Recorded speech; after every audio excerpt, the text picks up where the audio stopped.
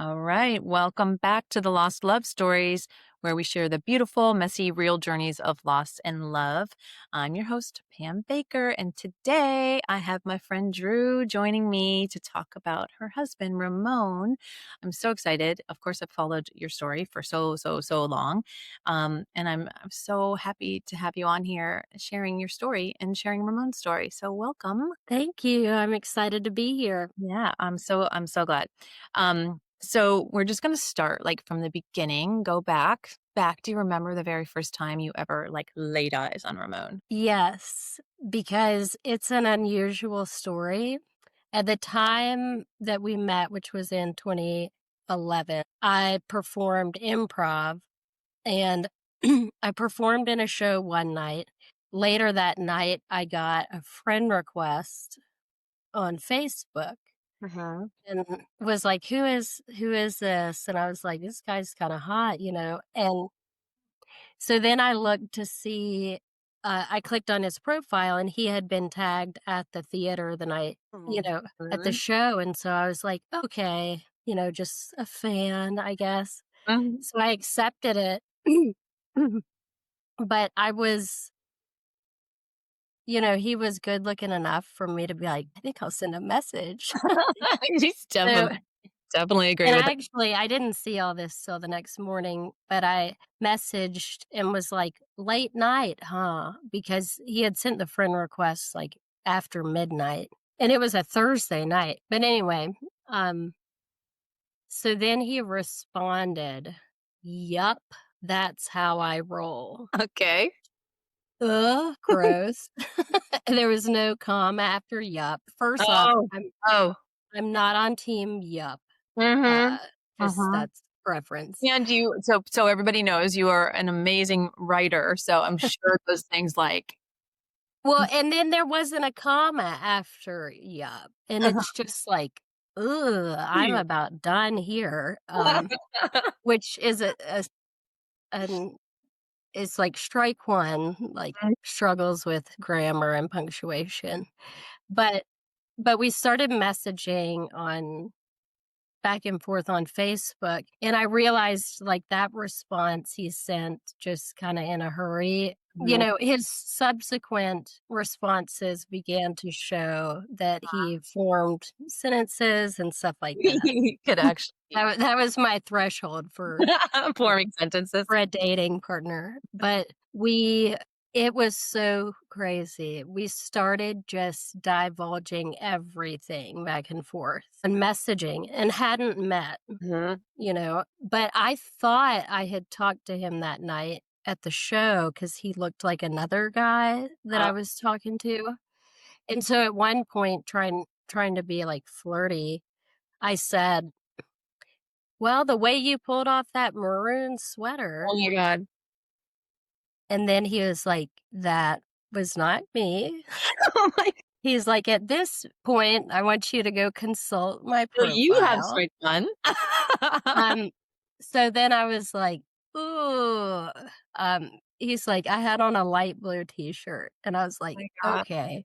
Anyway, um, That's but amazing. so we made a plan to meet, and by the time we met, I was traveling some and he was traveling some, so 2 weeks of Oh, messaging. wow. That by the time we met, we were already, like, in love.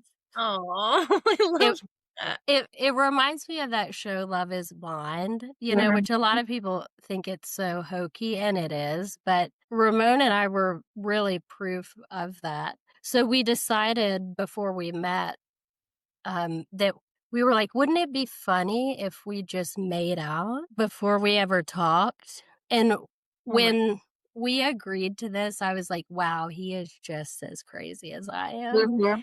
And so that's what we did. Oh my god. The first moment I laid eyes on him, we just didn't say anything Oh my god, I love and kissed. And yeah, it was wild, and I was just so relieved because, I really, really liked him, and then I was running through in my head, like, what is there anything that like, "Ooh, what if it's not as good terrible as." cure. Yeah. I mean, all the things. There could be so I many. I mean, I was like, what if his voice is really hard to Yeah, because 'cause you're the voice, you hadn't heard his voice. No, um, but pretty much that first day, it I mean, we were like Wa partners in crime from that moment. wow, that's amazing. Um, yeah, so it was really odd, and then we still forgot to exchange phone Oh numbers, my god. so he sent me, like, this quiz the next morning that this multiple choice quiz. It was like, "Last night was, A, the best night of my life." It just all these and one of them was like, "Ramon is" and I think it was, like, all A, B, C, D, E, F, G, all of these, and one of them was the man I'm gonna marry, and then the last one was all of the above, Oh my and god. I mean, we were that then we started talking about eloping, like, it just Wow. it it was Oh really my god. interesting, and it's hard for people to believe that that's the way it went down. Is one of the coolest stories I've ever heard, actually. I never knew that. Yeah. Crazy. I love it. Oh my Yeah, god. at one point last year or a couple of years ago, a friend and I went through and, shared all the messages, like Mhm. and made a website just sharing each Oh, day yeah. the conversations because I always thought you just how entertaining it Mhm. was, and then to know that we did end up Yeah. Yeah, it was getting married and the Love Is Blind hoax where they're, like, so in love, but then they're not. yeah, yeah, right, Oh my god, that is really cool. That's like soulmate stuff, man. That's wicked. yeah, I love so that. strange. Mhm. 'Cause then, like, on the 2nd and it was right before Christmas that we met, and so I mean, I think he met my parents 2 days later. Oh my god. It was What were just your like parents saying? Were they like, "What the hell?" my mom knew I was already weird, Mhm. like, "Well, you would do this," kind of Uh-huh. a thing. Okay, that tracks. Um, Mhm. but yeah, it just was really weird, and then he accidentally told me he loved me maybe on, like, day 4, Oh my god. um, God. and he was like, "I love you," Oh. and then his dog was, like, nearby, and then he was like, "Alfie?" And and I was like, "Hold on." I was like, "Can you clarify what just happened? That is hilarious. Because you were looking at me, and Mhm. then you said, 'Alfie.'" And he was just like, "I panicked," Oh my god. That's amazing. Um, Oh. yeah, Well, then how ridiculous. long was it until you ended up getting married? Like, what how did that all happen? Well, what's funny is once we didn't elope, we were kinda like, what's the point?" Mhm. We're it's fine if we get married or don't. Yeah. Uh, Yeah. just it was the thrill of it, I think, that Mhm. but we ended up getting married 4 years later on the same date Uh-huh. of the unspoken kiss. Uh-huh. Um, I love that. yeah, so and we did it. It was kind of still an elopement thing. Most people, almost everyone found out after. We just went to a cabin and got Oh. a marriage certificate. So there was no I wore a cream colored hoodie and He played the part, sort of, he had on a like black and red plaid flannel like a buffalo plaid. and so it was really casual. Mhm. Oh, I love that, though. That's so Yeah. precious. Oh my god. Well, so those are some awesome things. I'm, like, thinking about other we can get back into that, but, what would you what would how would you like, if you just had a few words to describe your relationship with him, what would those be? Hmm. One would definitely be playful, always laughing.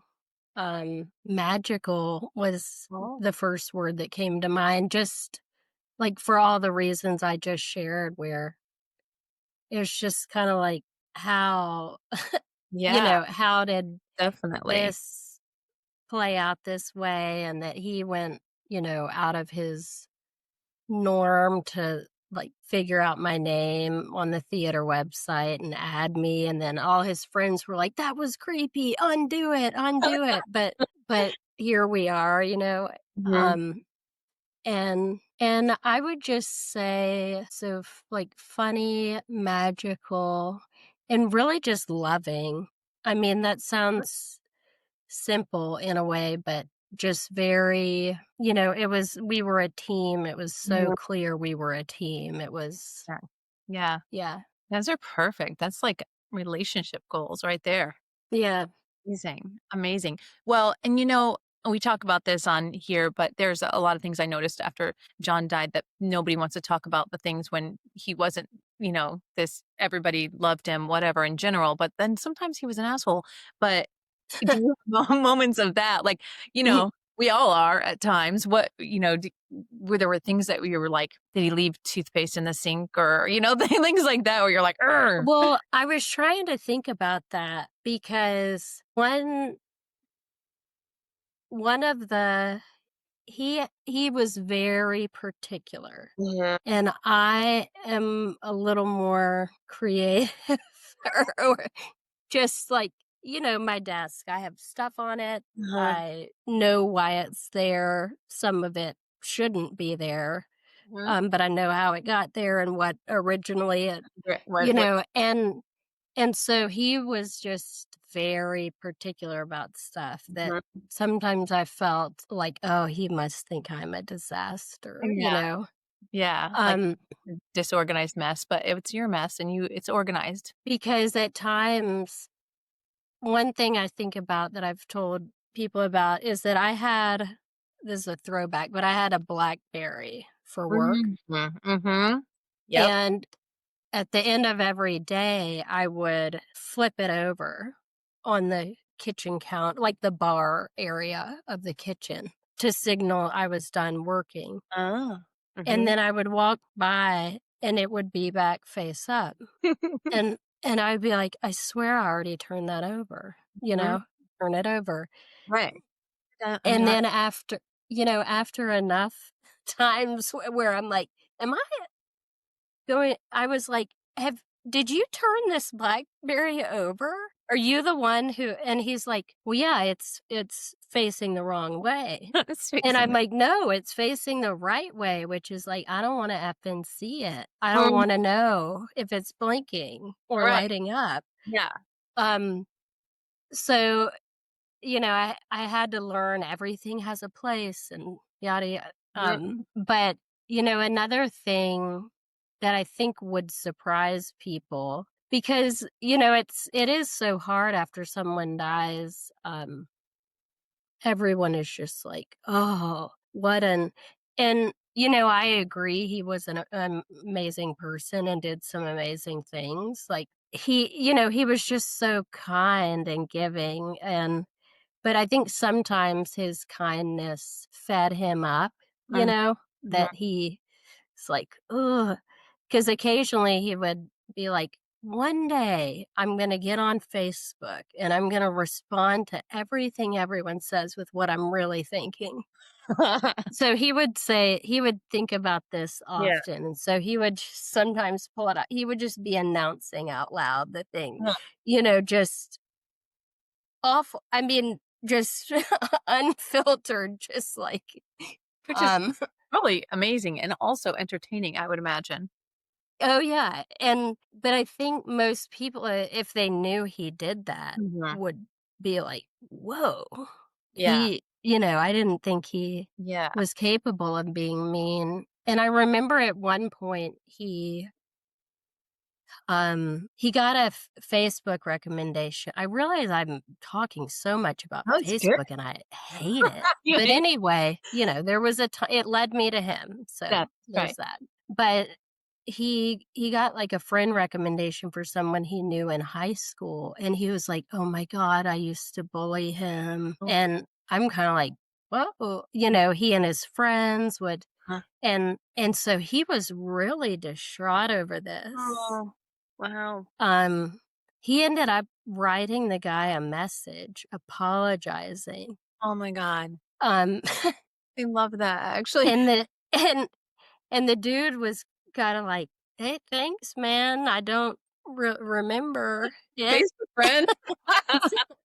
You know, he was just but Ramon felt so much better, for, like so it to me, it illustrates, like, he didn't treat people badly often, for that to just really Eating at him. yeah. Mhm.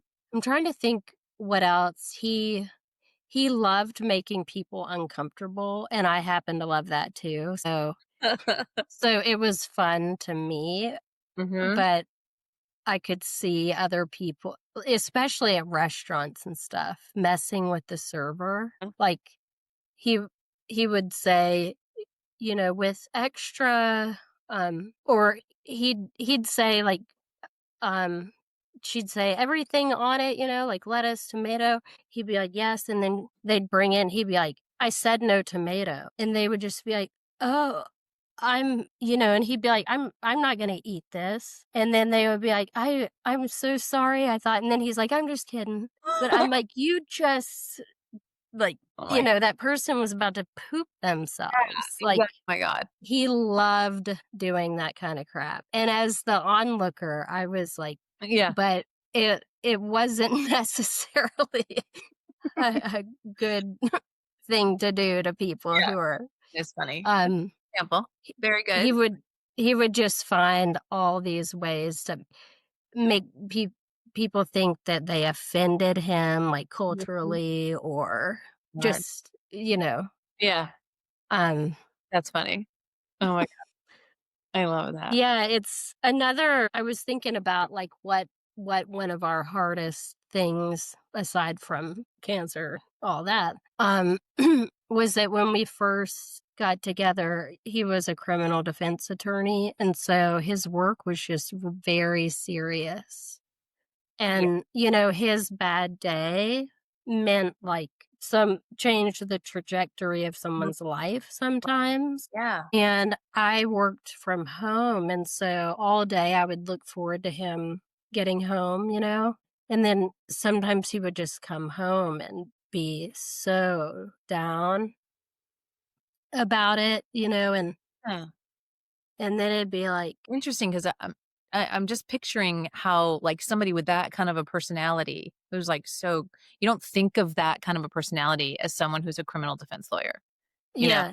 Not the stereotypical vibe you get, so I can imagine that would be painful on his heart, like, all the time. Well, and just, he would basically become like parental figures to some of Mhm. these people or, their whole family. Just I don't once I really understood like, wow, yeah, that's different than my bad day, which would be like a typo in Right. a publication.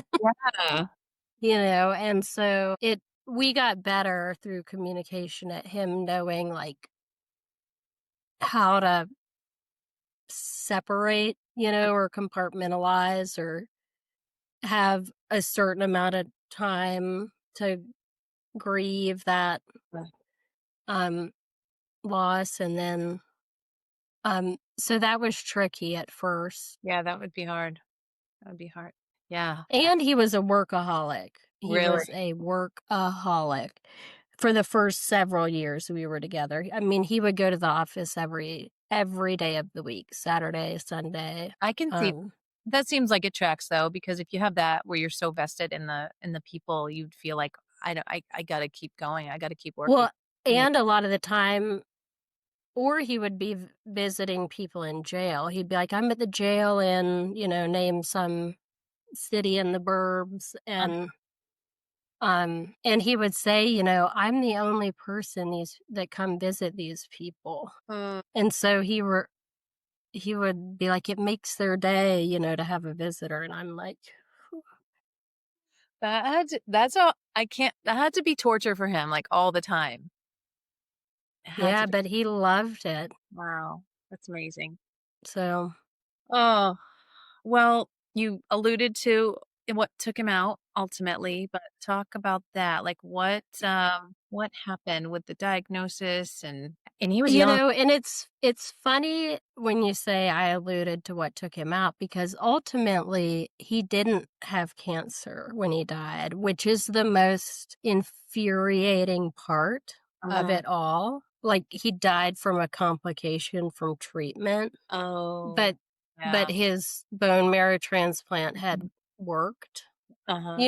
And granted, with time, Mhm. things can change, but some days I'm, like, really sensitive to that when people are Mhm. like, "F cancer," talking about him, and I'm like, "That is true. Uh-huh. However, I don't Yeah. know why I wanna get Oh, technical right now, yeah. but, Yeah. he didn't lose anything." Yeah. You Well, know, it's all I say it too because I'm always like, how do you say it? Because you say he lost his bat. We're coming up on John's 4-year anniversary in a couple, like 11 days. Yeah, I hate that because I feel like it does a disservice to the person who died of cancer when they say he lost his battle to cancer. I'm like, Yeah, no, I don't know, but I don't know the right way to say it. I don't know. What do you say? I don't know. Do you have a good I way? don't know.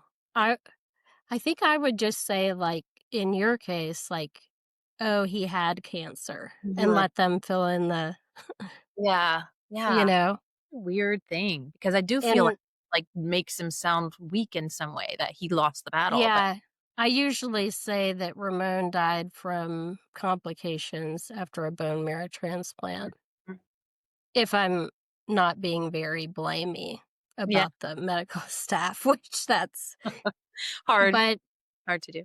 Mm, as far as his diagnosis, he in January 2019, he started a job as a judge mhm.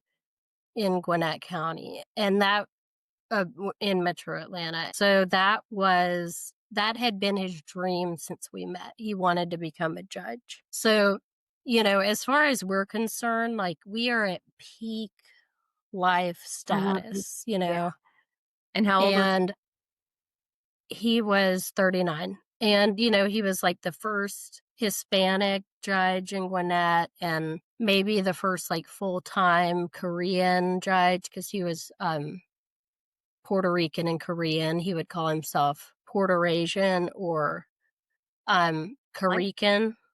Puerto Rican? Okay. Mhm. So when he got the new job, he had been in private practice. So when he got the new job, he had really good insurance, and he was like, "Oh, I think I'll schedule a physical," because he was turning 40 that year, Uh-huh. and was like, um, don't they like start wanting to look up your butt and stuff Sure. when you're 40? And so he made an appointment probably in February for closer to his birthday. I can't remember why, if there was a waiting. I don't know why. It was several months later. But the week before that appointment, he did a race, a running trail race thing with friends, and during the course of it, it's like a 20 he ran like 20 miles in different, and he always comes home because they run through the night and Uh-huh. stuff. They like Oregano relay. yes. I did that one time. I'm familiar. Mhm. Um, so he would always come home from that just wiped out, you know? But this time he was saying like, "Man, I am really tired." Mhm. And didn't think much of it. He did mention too, he was like, "Yeah, my gums were bleeding Oh, some at the race." And I was like, "Oh." huh. And he said, "This has happened before. I probably just need to change mouthwash or something." Mhm. So that was the weekend before. Um, and then appointment day comes. It's on his 40th birthday. No, Mhm. it's the day before his Okay. 40th. He goes to the physical, everything looks good. They run blood work, blah, blah, blah. The next day, his birthday, his cell phone starts ringing. He's gotten home from work early. We were going to go out to eat. And I could only hear his end of it, but he's saying, like, right now, which hospital? And I'm just, God. Yeah. what? And then he gets off and says, "Yeah, the doctor said that some of the levels, blood work was critical and that we need to go to the emergency room." What? So so we like hurry, let the dogs out, get changed and try to head that way. It takes like an hour because it's rush hour. And I'm asking him what numbers did he said something about platelets that if I got a cut, I could bleed to death. And I'm like, what? Oh my god. So I started Googling these numbers and every result is just turning up like blood cancer. And I'm just like, I can't like, it's not that. Mhm. I'm looking for every other thing and um yeah, we got to the emergency room and this doctor had called ahead about the situation. And I think maybe that doctor who saw us in the ER thought we had already been told that it was probably blood cancer. So the doctor came in and was just like, well, the first step is to transfer you to Winship. And we're like, hold on. How about What? first tell us what's going on? Yeah. Yeah. Um, Wow. Yeah, I, Ramon and I still, like, we talked about it for quite a while. Like, they must have gotten confused about what level of information because we're like, wait, what is going on Right. specifically? And then they're like, well, when we see this, it's probably leukemia. Mm. And so, um, yeah, so that was his 40th birthday Happy birthday. that he got the leukemia diagnosis, and then it took a day or two for them to name, like, the specific that it was acute myeloid leukemia, which is the bad one. Of course. Mhm. Yeah. So then you went to Winship and what did he did chemo Yeah, he started chemo that day. Well, by the time they took him by ambulance to Mhm. a different hospital, it was the day after his birthday by then. So he started chemo that day, and the way it is for his type of leukemia, he was in the hospital for about a month Oh, wow. starting that. Maybe it was like 28 days because they completely, wipe out Mhm. everything and then um, want to keep you safe until numbers get back up where you could be back out in public. And thankfully, he got in remission right away. They did further typing on the leukemia and said, it was a more favorable Mm. chromosomal Mhm. whatever. Never. Yeah.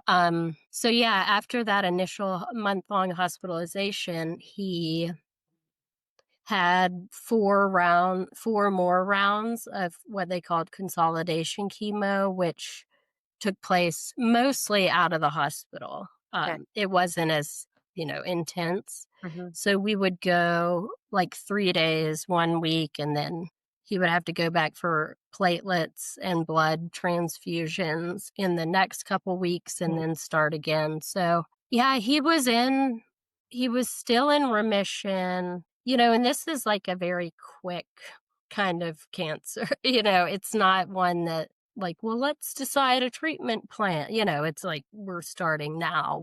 And so in November of that year, which was 6 months after his initial diagnosis, he had an in-depth test that showed just the tiniest amount was still there, but basically it was just like a wait and see at that point. Mhm. Um, and so a couple months later, he had trained for a half marathon during his recovery. Yeah. And so in February, so he was diagnosed May 2019, finished treatment September 2019, still had the lingering stuff in November 2019. Then February 2020, he ran his race, got a great time. He had a bone marrow biopsy the next day, and then they called and were like, it's God. back. So from there, the plan was to go to stem cell transplant or bone marrow transplant because his typing that was favorable transplant isn't like the first course of action because they have seen times where it can be cured without. And so he went to transplant. At this point, it's March. COVID, Oh, we first heard of COVID when we were in the hospital for oh my his, God. he had to go in for another month Mhm, long, reinitiation. And so this all started while we were in the hospital. Like we first heard the name mhm. and then everything started shutting down. And then it was like, hey, y'all can't leave the floor anymore. And then it's like, Oh, wow. hey, you can't leave the room. It just Wow. all So this you were in chaos. there. Were you able to stay with him, or were they like, "You gotta go"? I was able to stay. They kept every day they would give us a new bulletin of like what now you can't do. Um, and so there reached a point where it was that if I left, I couldn't return. See, okay. Wow. So, um, so yeah, that was complicated. And then we went home for a couple weeks while his sister ended up being his donor, Wow. and she's in Michigan, so there were a lot of complications about that, about travel, and um she ended up coming down to Atlanta and doing the donation. And yeah, by the time we went back, y- the world, it was the beginning of April. And at that point, I was terrified they were going to change the rules and I wasn't going to be able to come. But they ended up, one, one of like two visitor exceptions was that people undergoing stem cell transplant are allowed one visitor, if one continuous visitor. So we packed up, like, we You're basically packed for a 30-day wow. trip to the Wow. hospital that we wouldn't be able to leave. Um, and I just remember that day getting checked into his room and looking out the window and just to the emergency lane at the hospital. It was just a line of hearses Oh my god. waiting to turn in. Um, and we were just that kind of symbolized Wow. the Yeah. level of everything, of how insane it Mhm, was. And we would see like the flyovers thanking the medical team and cars going by honking, and it was just one of those things where it was so sad, but there was beauty in the way everyone was coming together. But so he ended up getting the transplant, mhm. which a lot of people don't understand, that bone marrow transplant, you just have an IV and cells are going into you. Nothing's getting cut open. Basically, they've destroyed your blood making system and they're refilling it, with someone else's. Yeah. So it's a pretty low key process, but leading up to it, they had done a lot of intense radiation. That was the first time in all of this that he ever got like sick. Oh, wow. Um, you know, Mhm. yeah, he was like, I couldn't believe how well he tolerated the chemo. But so after the transplant, he just kept complaining that his throat was hurting so bad. And, we kept letting the doctors know, but everyone was just really on edge Mhm.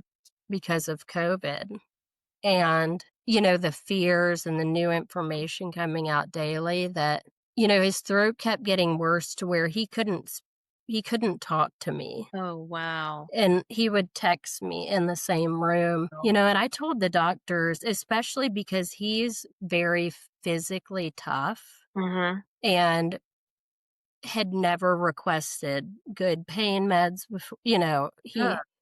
but he was like, mouthing like, "I can't go on like Oh this." And so god. I told them, I was like, "Something is wrong with Mhm. his throat." And they said, "Well, that's common with radiation." And I was like, "But I was like, let's get some imaging Yeah. Yeah. because I don't think this is normal. Mm. Because I had read, the transplant book they gave us and some other stuff. And just to see him like that after Yeah. having seen everything he's endured to that point. So they said it would be too risky to do like a scope in Mm. his throat. Um, but later that night, the day I asked about the throat, um, his throat ended up closing Okay. and he just turned to me and mouthed, "I'm choking," and went into cardiac arrest. And because they didn't know it, now it's overnight, there's different doctors on. Mhm. They come in, they're starting compressions. Right. Oh my god. And his throat can't it's Yeah. swollen shut. So they're doing compressions and he's not getting any oxygen. So they ended up intubating him at the bed and getting him back. And during this, they had sent me down the hallway to sit in an empty room. Because it was the whole call in the code blue, the just very stressful. Yeah. There's a UPS guy who might make the dog bark. Um, and, and then they were like, "We got him back." And I'm My just like, god. "Thank God." But, um, by the end of the week, after a lot of mixed messaging that I won't get into Mhm. about, what a great, he'll be back in the transplant unit by the end of the week. Because God. it was my birthday that week, and they're like, "This will be your best birthday ever." However, Yeah. I at that point, they sent me home. I put up a fight, not my finest moment, but Mhm. they sent me home because he was gonna be in a medically induced coma anyway after the cardiac arrest. That's standard procedure for 72 hours. And he by the end of the week, they could do brain, testing and scans, and um, things didn't look good. So, but again, a lot of mixed Mhm. messaging there in terms of what the potential recovery could be. Because, I know from another friend who had a brain injury that it's very individual, Mhm. what's going to come of it. But basically, so for the next 3 months, we waited and hoped and, as they could reduce other medications could be ma- that could be affecting him cognitively and stuff, but he just never ended up waking up Wow. So in a in coma. a You had coma for 3 months? but his eyes were open, he was looking around, so there were moments I would have sworn he was about to speak, Wow. where I would ask questions to try to get him to answer, with eyes or Mhm. things like that. And there were some songs I would put on that Mhm. he seemed to recognize. But yeah, so 3 months after the cardiac arrest, he died. He had another cardiac arrest. Wow. And yeah, they had done his bone marrow biopsy the day before because it was 100 days post-transplant, and so, like, maybe 4 days after he died, they called and were like, "Just wanted to let you know there were no signs of cancer." Stop it. And I'm like, "Great." Thank you for that. Wow. Wow. So, yeah, that was a long version of the story, but it's kinda Oh, hard to tell yeah, there's a in a short there's just I could say, like, "Yeah, he died of cancer-ish," right. Yeah, no, you're right. He didn't. Yeah. Oh my god. without cancer. And to throw the whole COVID crap all in. Oh, yeah, I didn't even get into that. When he Crazy. got it just became a fight to get back Mhm. in, and then, I wrote some threatening letters about, "You've got a patient that can't communicate Yeah. in partly because when I went to visit one day, clearly he had been suffering and struggling, and I was like, "I'm not letting him be in here without." So I, talked about civil rights and the ability to communicate, and so I was able to get in several different times, but it was like, "Stay in the Mhm. room. You can't set foot in the hallway," which is its own special kind of torture Yeah, when totally. you're, like, already in a terrible like, you don't wanna be in this situation, it's like Mhm. but you can only so sometimes getting a shower was just, like, the only moment because not knowing his mental status, and I wanted to provide a completely supportive Right. environment, which, I didn't wanna just be bawling Mhm. Yeah.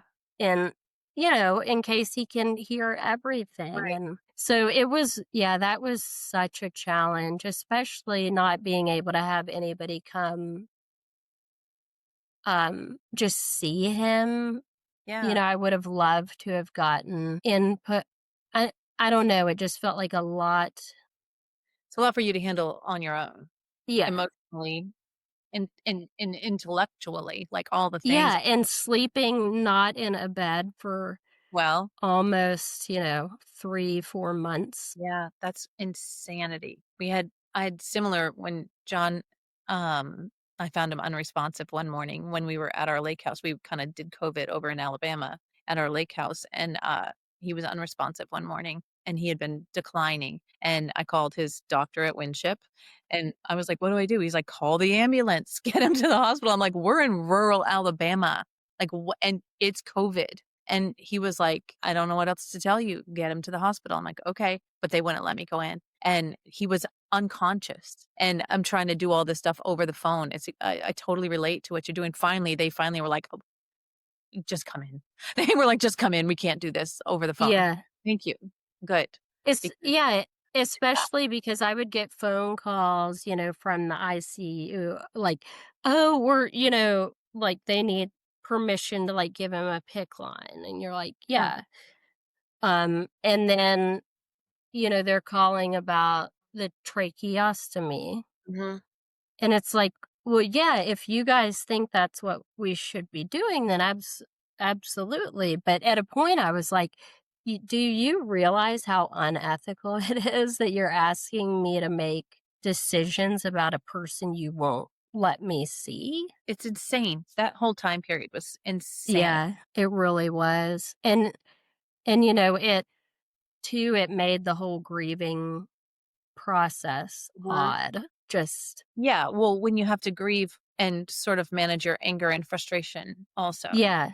That's And just, I don't even think funerals were allowed at that point, or maybe they were with 8 attendees. I don't know. It just, it was all so complicated. Yeah, I remember that too when I didn't think he was gonna survive past that day, which he did, um, which I totally think is the only because I was in there. Like, they weren't giving him IVs to hydrate him. Everything was like they couldn't draw any blood or whatever. I'm like, "'Cause he's completely dehydrated. Give him some IVs, like, he needs to be hydrated." And, yeah, and I ended up getting transferred to Emory. I mean, I called his doctor. His doctor told me to say goodbye and let him go on that day, and it was a year and 4 months before he actually passed. Wow. And, I was like he was conscious enough for me to say I haven't talked about this at all. He was conscious enough for me to say, I was like, "I have an idea. Are you willing to keep trying?" And he squeezed my hand. And so I was like, "Okay, this is what we're doing." I called his doctor, get him transferred. We're gonna try we haven't tried this. It was Avastin. He knew we'd never done Avastin. And he was like, "You're expecting an awful lot of Avastin at this point." And I was like, Was that the eye drops? "No, he did that clinical trial though." Okay. That was, I think, after the fact he did that trial. Yeah.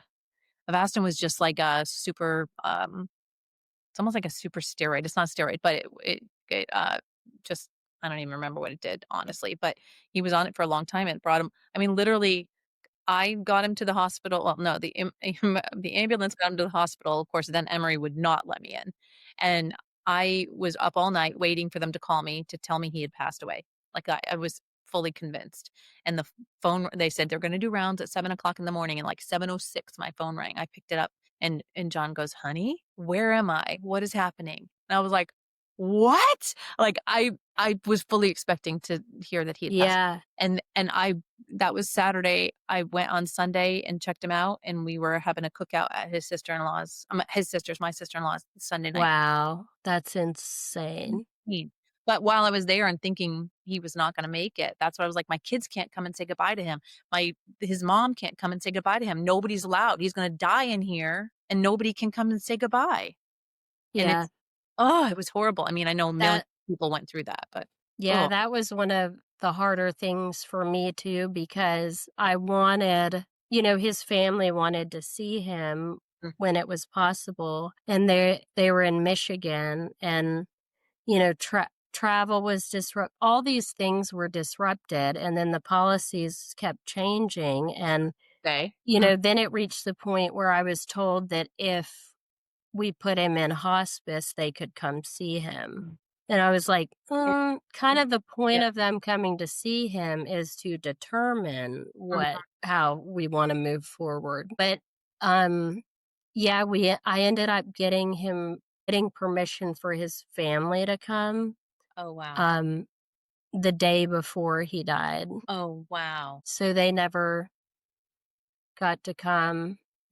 Uh, And yeah, like, once we were back in the ICU the final morning, we got on Zoom with his whole oh, family, and it's oh, like, wow, could that's have oh, never imagined this. yeah, horrible. Yeah. That's oh my god, horrible. Well, you have been through so much, and he went through so much, and that's just shitty.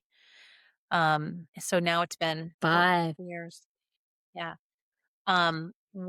How, have we both been through grief?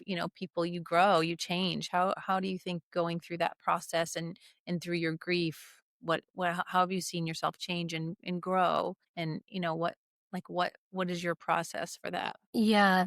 It's interesting because, the way that we had those 3 months of limbo Mm, kind of it was almost like I grieved before everyone else because I was there seeing it every day right. and fearing that Yeah. it might be over.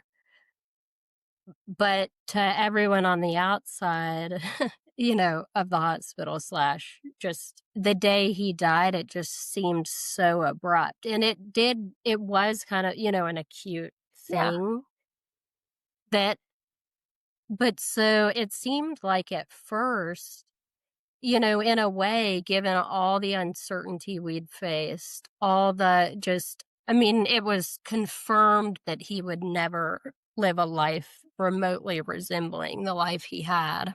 And so when he actually died, there was some peace in that because we had our answer. Mhm. Yeah. Um, and having grown up with cystic fibrosis and experienced plenty of loss in my life, it's like I don't want to say I'm a good griever, Mhm.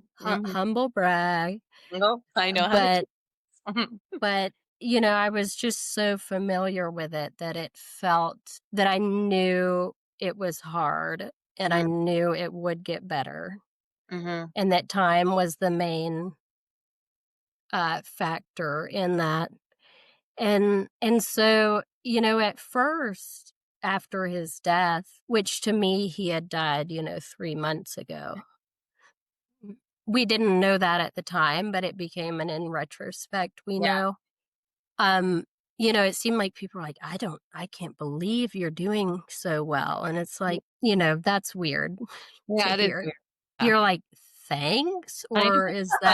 At a is that a backhanded backhanded yeah. thing? Uh-huh. And and just especially where I was in my own having grown up with CF and realizing as a young kid, that I shouldn't live that long, I've been in stages of Yeah. grief just at all times in my life, related to me often, Yes. but other people as Well, well.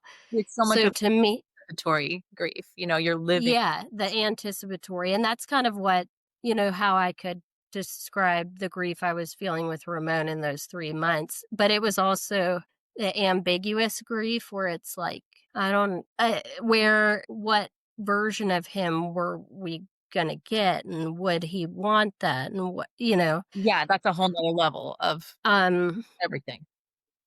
and so, yeah, it truly, because of the way he lived his life as such um in just a meaningful way, and it made it hard for me to be overly sad. A friend came to town the week after he died, and I was like, he cared so much about everyone else that, like, the greatest disservice I could do is to let my life end Mhm. with his and, be miserable for the rest of my life. And to me, it was just, with the CF, like life expectancy just changing all the time and that whole, Yeah. thing. Um, I was just like, man, I've got to get busy. Mhm. Like doing stuff. What have I been doing? Just kind of waiting for this ever changing end Mhm. that I'm facing. So, it really it's I first learned about post traumatic growth after Ramon died. Have you ever looked into that? Read anything about it?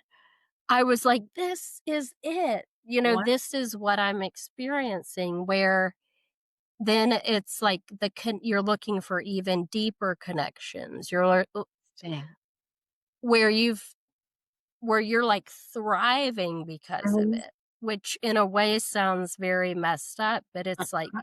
no, I remember especially after he like being on walks with my parents because I was staying at their house after he died, and just I was like, has the sky ever been this blue before? Oh, Like where everything where it's just like I'm having under this appreciation height for everything. heightened awareness of everything, Mhm.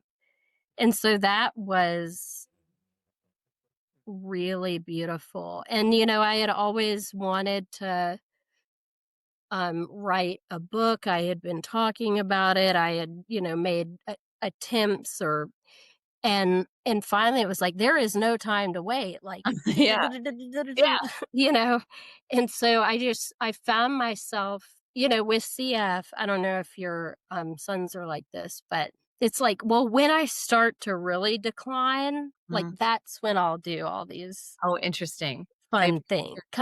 I don't know. Yeah. Well, because I kind of view it like the way people view retirement, Mhm. where it's like, why are you waiting? And, if you have all these things you would like to do, and for some reason, like, for example, I got a tattoo that's from here to here. Okay. I Uh-huh. had always wanted to do it, but I was just so like, well, what if I can't get a job? And Uh-huh. just every random. Yeah. And then it was like, I think I was at the tattoo parlor maybe 2 weeks Uh, after.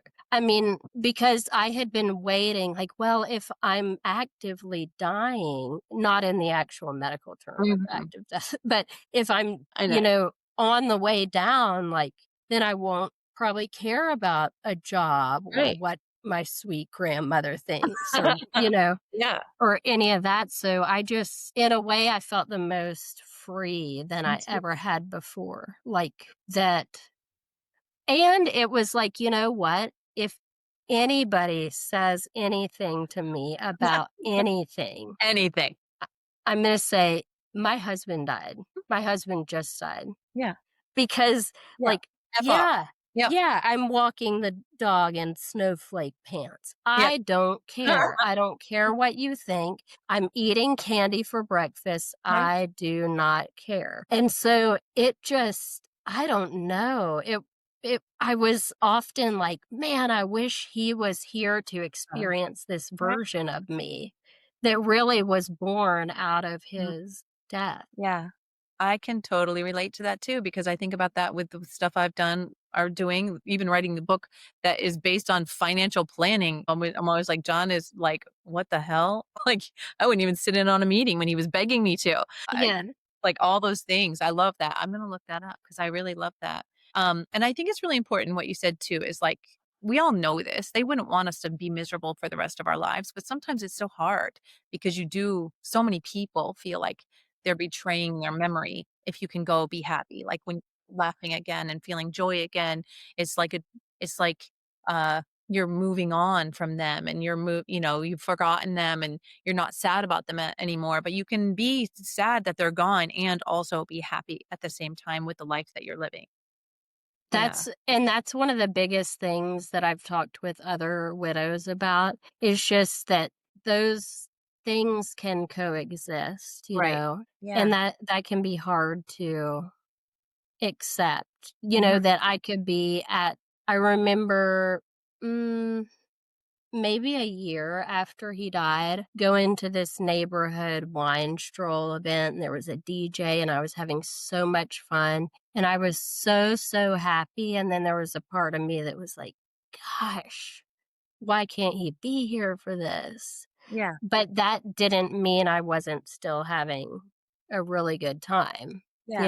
and at I started studying stoicism Mhm. some and philosophy. And, I'm trying to remember who it was, but like maybe Seneca, but it was like if all your crying and sobbing and wishing and could had a chance of bringing them back, then go for it. Yeah. But that's where I have to remind myself, like, it is over, like, it happened, it's done. Yeah, have your cathartic grief moments or something strikes or a special day but you're not gonna get, you Yeah. know, You're not putting yourself nobody through yeah, nobody any good that. living in that space. Yeah. Exactly. Well, I love that, and that was a lot of nuggets of wisdom, a lot of really important, just stuff to think about as people, because so many people do get stuck in the grief, and I mean, that's one of the reasons I started Widows Who Whine is because all of the grief groups that I went to it felt like everybody was just sitting there being stuck in their grief, and I wanted to figure out how to live with it in a healthy way. On that note, do you have any other thoughts or pieces of wisdom, any takeaways from your own personal journey or anybody going through who's like new to the loss or if they've been around for a long time and they are stuck in that grief. Yeah, I mean, I always feel a little, like, hippie-ish Mhm. when I talk about, mindfulness and presence. But to me, if I'm on a walk in the neighborhood and really taking in, saying, "Oh, like, look at those skeleton Mhm. decorations," or looking at all the blooms and listening for the birds and stuff, Mhm. it's pretty impossible to fall back. I kind of view I was thinking about this recently that grief to me is a very non-present way to feel. That's really It's true. Mhm. it's either from my like and this is just me, but either longing for the past, which is not living in the now, or like being sad about all the things that will never happen, Mhm. which is living in the future. And it's like in this moment, I'm okay without him. Mhm. I wish he was here. Yeah. I wish there was more time, but if and even things just like noticing what makes you sad, like a lot of the times, almost always when my phone tells me 3 years ago, well, he would have been dead already.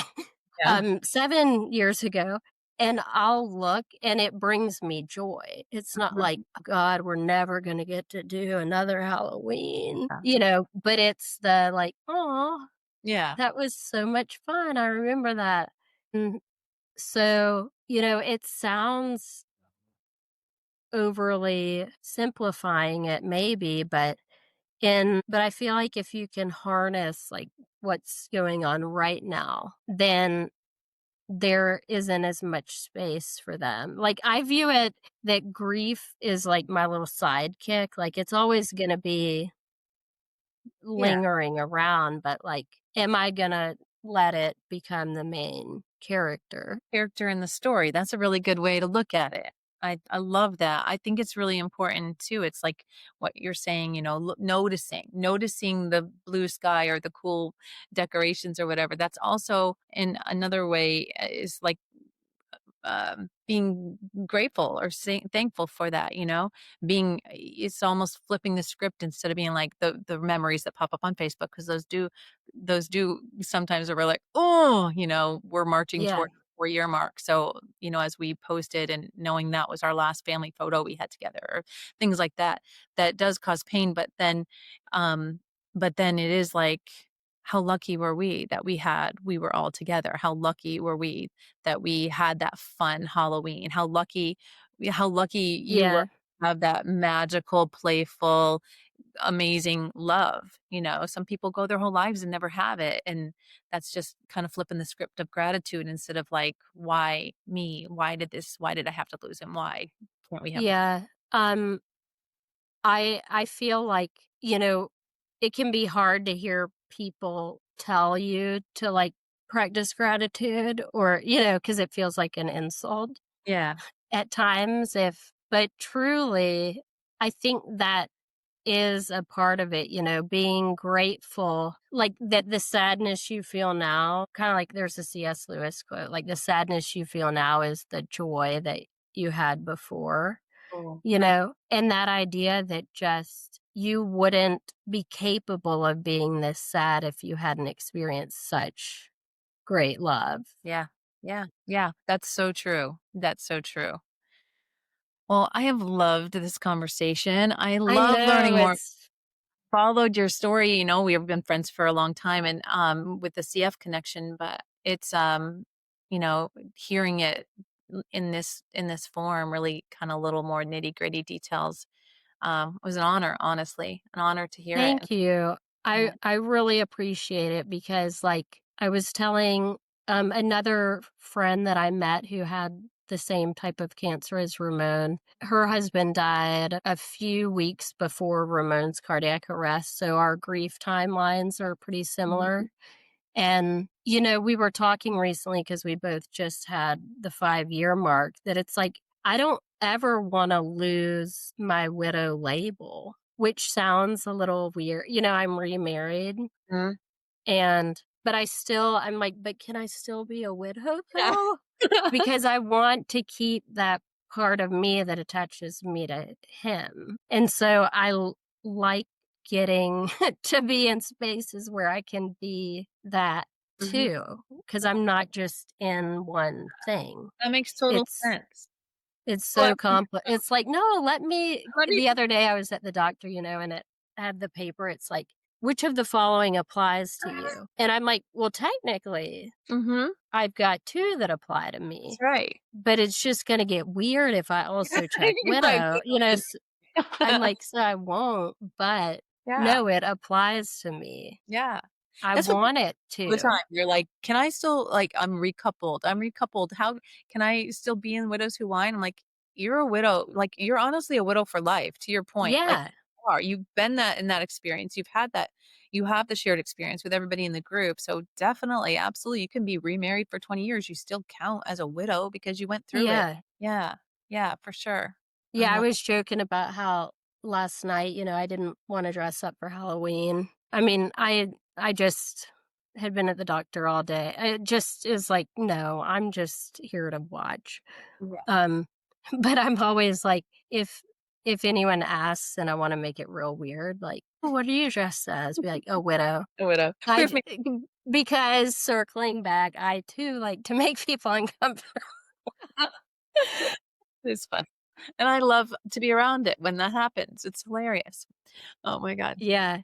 Oh, I would say too, just one more thing. It's Mhm, just like especially if you're stuck in the grief, it's like laughter, find things that make you laugh, that make you happy, put on shows that mhm, just because like humor is the way I've managed so many of the things in my life, and not in a way like I'm going to disregard this and stuff it down and not, but owning it mhm. through humor, because it's fun It is.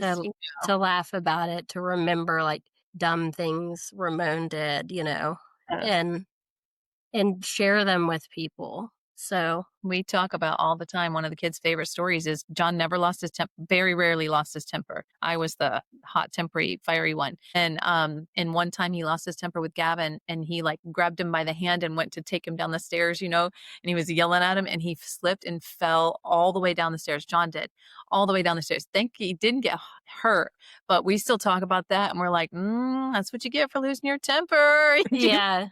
busted your own ass on that one. So we still Yeah, that's story all the awesome. Yeah, I love making fun of Ramon. Like, I remember one day we were driving to Winship, and memes had recently become a thing, like it was newer. And he was just driving. He's like, I saw a meme, oh my and god, I'm like, "A what?" I mean, Mama May. what is it, a meme? And I'm like, what are you even talking about? Oh my But, god. I love thinking of, like, those silly little moments where he, like, had a glitch and said something funny, like, he at one point, he said to one of the dogs, like, "You're on a thin leash." And I was like, "Do Huh? you mean a short leash? A thin one?" Ice on your S short leash or Yeah, I'm like, so it's funny to think about those moments and Mhm. to laugh and to let them continue to bring you joy in the present, That's really important, and I love it, and, you're awesome, so thank you You're so awesome. much. Thank you for Thank you. being here. It was so awesome, and again, I'm so grateful that you shared Ramon's story, and he was and is amazing. Yeah. It's it's a powerful story. Awesome. All right. Thank you guys for listening. If it touched you, reach out, share your own stories with me any way you can, and I'll always put my contact information in the show notes. And until next time, take care of yourselves, take care of your heart, and find joy and laughter. I think that's a perfect way to end it. Right. All right. Thank you. Thank you so much, Drew. Thank you. All right.